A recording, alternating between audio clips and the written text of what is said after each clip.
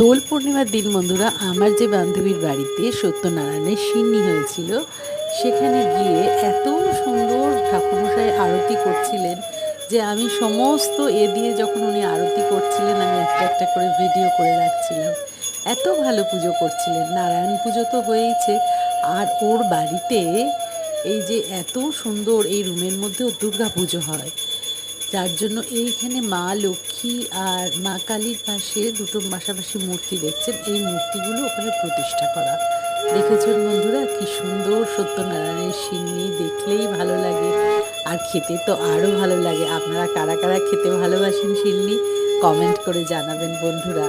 আর যেরকমভাবে আমার পাশে আপনারা থেকেছেন এখনও পর্যন্ত, সবাই আমার পাশে এরকমভাবে থাকবেন। অবশ্যই আমার চ্যানেলটা সাবস্ক্রাইব করবেন, লাইক কমেন্ট শেয়ার করবেন।